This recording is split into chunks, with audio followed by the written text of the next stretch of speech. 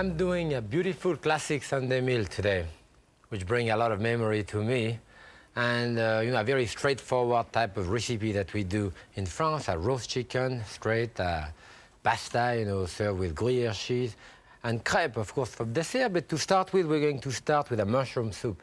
I have fresh mushroom of 2 different colors. I have onion here, I have leek, I have a large potato, and I have dry mushroom. Those are actually boletus mushroom, and boletus mushroom called porcini in Italian, cèpe in French, and the king boletus in English.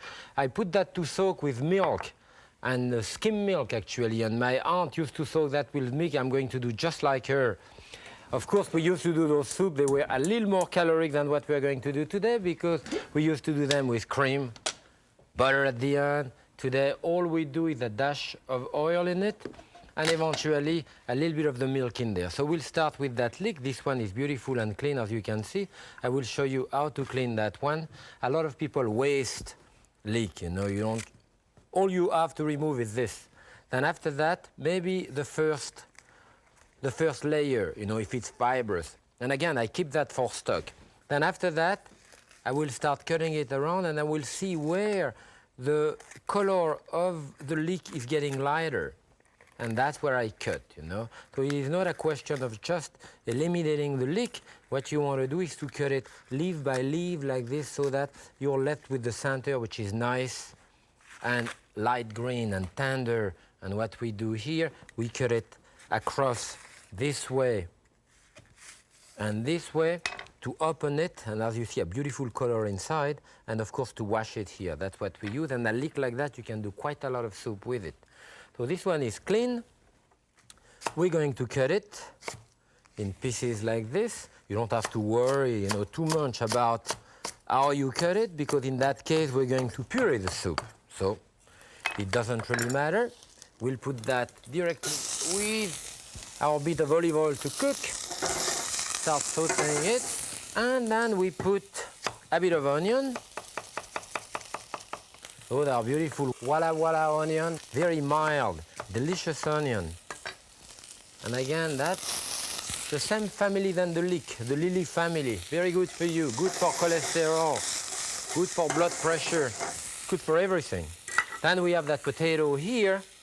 Oh, I want to put first those dry mushrooms, again for the intensity here. And remember, I'm keeping the milk, which we'll put in the soup at the end.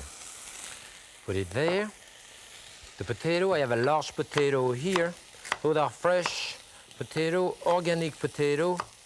They look a little bit like Yukon Gold, They have a beautiful yellow color. And I like potato. This is the thickening agent in my soup. I could put bread, I could put pasta, I could put rice, I could put couscous, I could put tapioca, any of those. Then a bit of salt in there and water. 3 cups of water. Water gives me the intensity and the taste of the vegetable much more than stock. It is a mistake to think that you can only do soup with stock. Now the water of my potato here, because you see you can peel your potato ahead, it's fine, providing you keep it in water, otherwise it will discolorate. I have some of those mushrooms here, and what I want to do is a garnish. That is, I want to cut the top of the mushroom, a couple of slices on each of the top, and put those slices together and cut it into a fine strip, which is what we call a julienne, In Nouvelle Cuisine, we do a lot of julienne. So I'm putting that down here, cutting it in 2 strips. This will be my garnish. And actually here we are here. I'm keeping that there. The rest of the mushroom goes into my soup here. And that's it. I can bring this and my milk. Right there, I have some soup which is already cooked here. What I want to do is to puree it with a machine like that. Makes it very easy to go directly into the soup to puree it. And you don't have to puree the whole thing. Sometimes I like to make it only thick enough, so to have it a bit more creamy. In there, I'm going to put my milk. Don't put the end of it because there may be a bit of sand. And finally, you put your mushroom in there. I would, at that point, of course, bring it back to a boil here, but we don't have the time, so I'm going to bring it here. I can put it on top. A bit of the garnish here. I have some beautiful chive that I could put on top of it here. Maybe even that flour. Here is our soup to start our menu.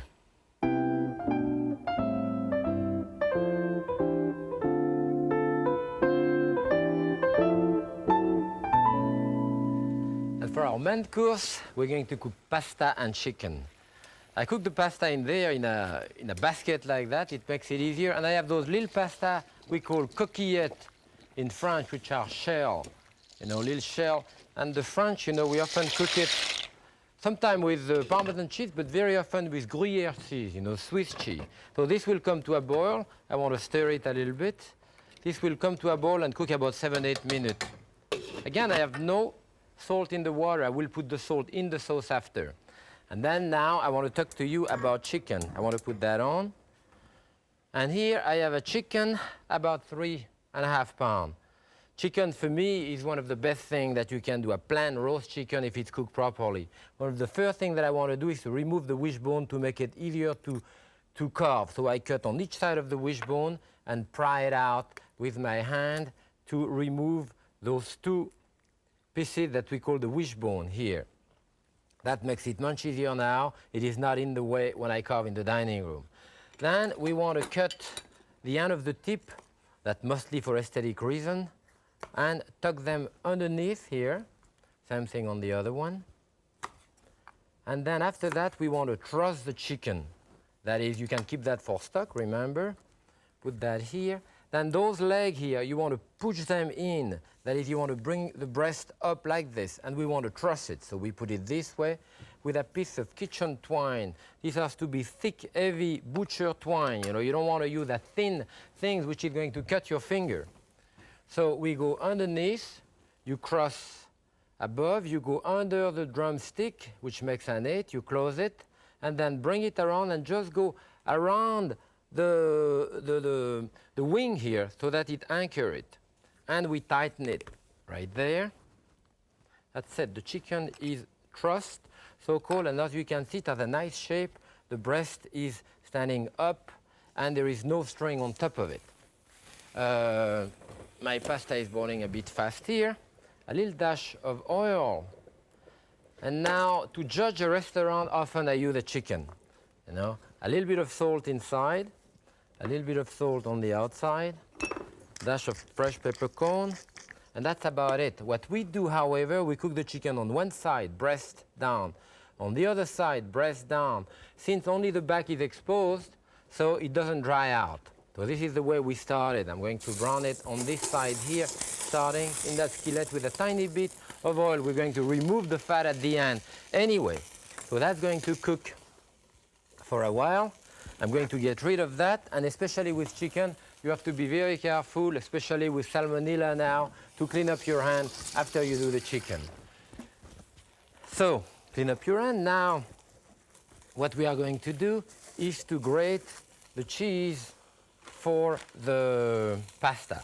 And I have two types of cheese, as you can see here. The one with the hole is actually the Swiss cheese, and this is the gruyere from the valley of Gruyere in Switzerland. It's a type of Swiss cheese, but richer. I think I'm going to use this one today. We need about a cup or 3/4 of a cup maybe of Swiss cheese, which I'm going to do. And leave here this way. Now we're going to put a little bit of chive. That's going to go into our pasta, remember?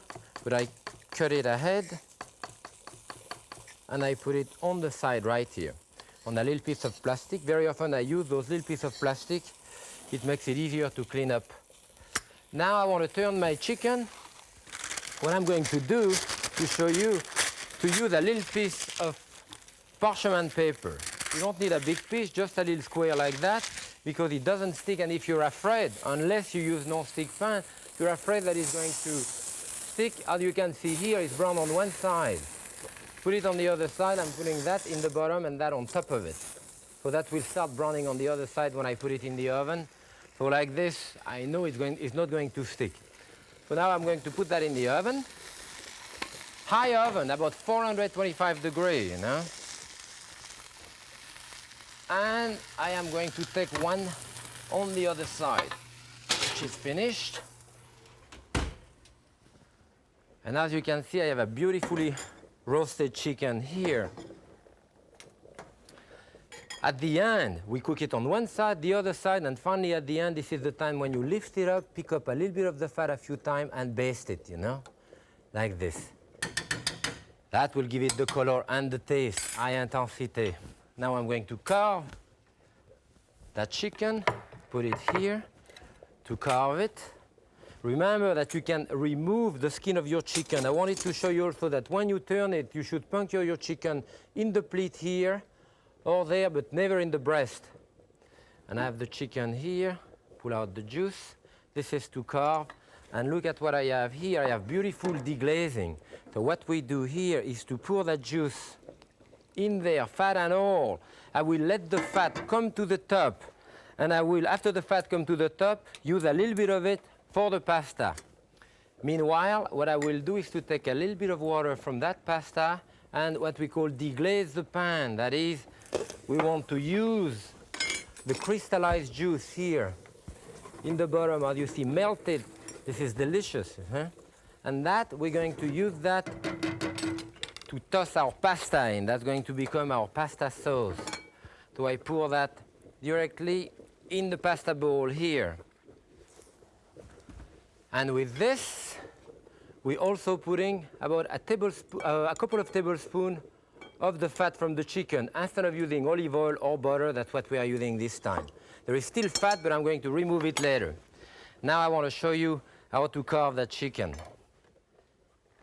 For the dining room, it's a nice thing to do your carving in the dining room too. What I have here, the first thing you want to do is, of course, removing the string. Don't forget to remove the string. Very often, you know, you may carve it in the dining room or in the kitchen. It's a bit easier. Puncture your leg on one side. You cut around one leg. Now the breast here, I cut in the joint of the breast. There is a joint right there, and I cut a piece of the breast, as you can see. Again, getting up that piece. Same thing on the other side. One leg. It's impressive when you carve in the dining room and when you serve the whole chicken this way, but you cut it at the last moment. Remember, when that chicken comes out of the oven, don't cover it with the aluminum foil or anything like that, because it has a reheated taste. And now what we have, the breast here. And the breast, as you see, I remove the whole breast in one stroke. And here I have now the carcass. So I'm going to bring that here. And I'm going to decorate that with watercress. I have a bunch of watercress here. This I used to do a soup, you know, all the base and so forth. I leave it on the side. This is for my decoration. We put the breast of the chicken on top of it here. You want to put back your breast just the way you cut it. I started there. I put the other breast here. The other leg here. I can even cut the end of this with a bigger knife here, if I want to be a bit nicer. This one goes here. This one goes there. Put it a bit on the bias. A nice bunch of watercress here. And we have a beautiful chicken right here that we're going to put here for the time being. And see whether our pasta is ready. So, what I'm doing now, go it inside, checking it. Yes, it's still al dente, you know, a bit to the teeth, but basically this is the way we want it. You want to shake it a couple of times because there is water which goes into those coquillettes, you know, which goes into those little shells. Pour it into this as we have it. This is really a home-style type of cooking. I've already removed the fat that I needed, but you see any extra fat, I'm going to get rid of and just keep the bottom part of the juice, which is the best part. So I have removed all of my fat here. I bring that here, a little sauce boat. I can strain my juice directly in there. And this is a dark, rich juice. I could even put a little bit of the pasta water in there to clean it up more. Now I'm putting the cheese and the chive in there. Remember, I have no salt to that extent in there because I didn't even put salt in the water. Pepper, a lot of pepper here. And I have to toss my pasta. And you see, all of that liquid I put in the bottom is going to be absorbed in the pasta, and it has a nice taste, you know, that nice symbiosis, if you want. It goes with the chicken together. We have the juice of the chicken, the fat, you know, we have our chicken here. Beautiful. And then our pasta dish. I could serve it in that. At home, I would serve it like that, but it's a bit more elegant in this. And here you serve this, you know, serve that on the table with a little bit of that juice, even the juice in there or here, you know. And this is heaven.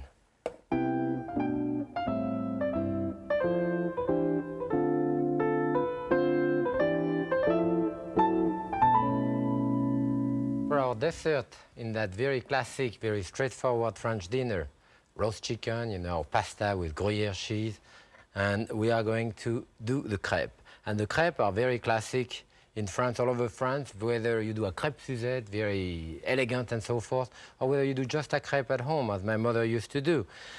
Crepe exists all over the world. I mean, there is no cuisine who doesn't have a type of flat, unleavened pancake-like, which is used as a wrapper, either in savory or either with sugar. You know, I mean, the French have the crepe, the Italian have the crespella, you have the Pfannkuchen in Germany,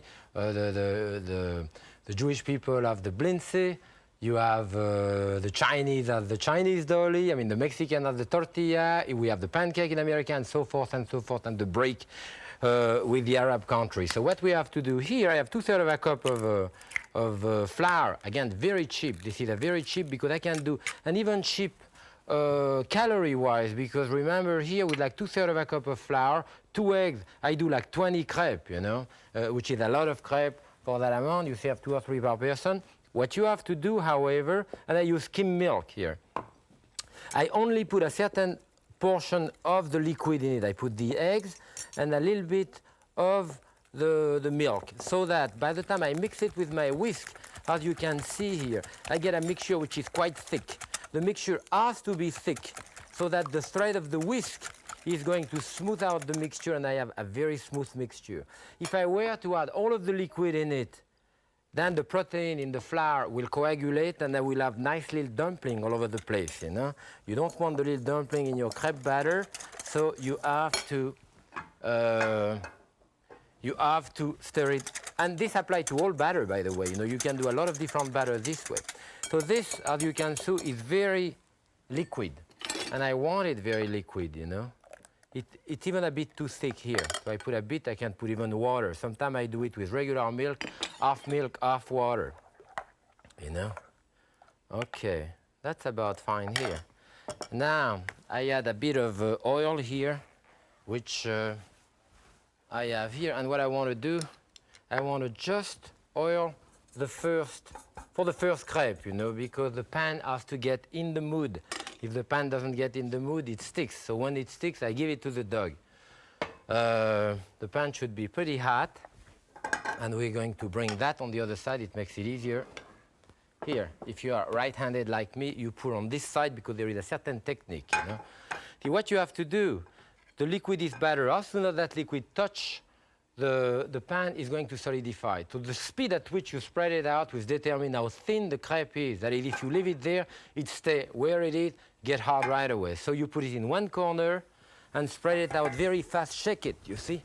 I fill up the whole thing, and now it's hard already. Now you can see inside of this, you can see those tiny little holes all over the place here. This is what we call in French a crêpe dentelle. Dentelle means lace. So when it has those tiny little holes, it means that the batter is very, very light, and it does a crepe extremely thin, you know. So here, it has to get a bit harder. I lift it up and turn it on the other side. It always brown nice on the first side, you know. Always brown nice on the first side. So when you turn it upside down, as you're going to see here, I could flip it, and then after, take it and put it flat here. Then again, we'll start. Now, I only oil it the first time. Now, when I made the batter, I put a little bit of oil in there, and that's all you need. It's a non-stick pan, of course. I put it there. Again, check it, and put it on. And don't worry if you have a little hole like here. Just fill it up after. I left that hole on purpose to show you that, you see. This is. So now I do a couple, and now I say with that amount of batter, I can do at least 20 crepes, so it's very inexpensive. When my daughter come home, you know, from college, and especially when she was small and brought guests, she take the end of it and turn it. She wanted crepe in the morning. Now, the first thing that I did was put my skillet on the stove, put it on, and by the time I mix one egg, a bit of flour, that's it, they were done. So it is a very easy thing to do, and you can use it for many things. So here we have our crepe here. I have a bunch that I've done before. You can see that those crepes are very elastic, you know, and they are very tight, small, and quite elastic, but very, very thin, crepe dentelle. We're going to prepare them, and when I was a kid, we loved it with jam. I have all kind of jam here. This is a strawberry jam. We had the plum and so forth. Spread it out a little bit, fold it in fourth like this, and place it there. You see, those crepes are quite large. 2 per person would be enough. I have beautiful apricot here. I have quince over there. I love quince, you know. I have plum. And I do jam at home a great deal, you know. I love to do jam too in summer. So here we put this here, and we put a little bit of powdered sugar on top of this, and you can decorate them this way, even with a strawberry if you want on the side, and maybe a little piece of mint, you know, for color. Now I want to show you another way of doing it. The big one, you know, sometime when we were a kid, we used to love it, my brother and I, with chocolate. So here, you know, I put chocolate in it. Just great, a dark bittersweet chocolate, you know, and we roll it. We roll it this way, you see. I put another one with jam. Maybe that's a bit too much jam on this one. And again, roll it. That's another way of rolling it this way, another type of jam. You know, and you can have fun, and the kid loves to do that. So do it with the kid. You see, I can decorate all of this and put all kind. Look at all the beautiful array of different fruit that I have here. So we can put fruit. I have raspberry. I have cherry here. Look at that. I have beautiful strawberry, blackberry, and if you want even be a really fanciful, you can have a few eatable flowers from the garden, a bit of mint for color, I mean leaves of mint like that, and you have an absolutely beautiful looking tray. And now, you know, those crepes are beautiful with all those fruit on top and all those color, and relatively very low calorie. Remember that I have 2/3 of a cup of flour here, and I do like 20 crepes. I have 2 eggs, so you can really splurge a little bit. 2-3 crepes per person are fine. And we have first in our menu the soup, you know, and that mushroom soup is extremely intense because of the dry mushroom in it. A little bit of cream at the end, but not much. We have the pasta. Remember the pasta with that beautiful juice that we have, natural juice from the chicken. Then our chicken here. And believe me, that chicken, you could have it without the skin. If you remove the skin before or after, it will, of course, cut down considerably on the amount of calorie that you have in it, with a little bit of watercress. Finally, a couple of crepes per person, and you have a really kind of family-friendly gathering, you know. The chicken, remember, eat it as soon as you can, and don't cover it with aluminum foil because it's going to start steaming, you know, and it's different. Now, the crepe, again, you can serve them for breakfast, would be very good also. But with that, of course, you have a salad, and finally, I have a Saint-Joseph here, which is the higher part of Côte du Rhône, close to where I come, a very intense, fruity, berry-like red wine, and with my roasted chicken, a favorite wine for me. I hope you enjoy looking at the show today. I enjoy cooking it for you. Happy cooking.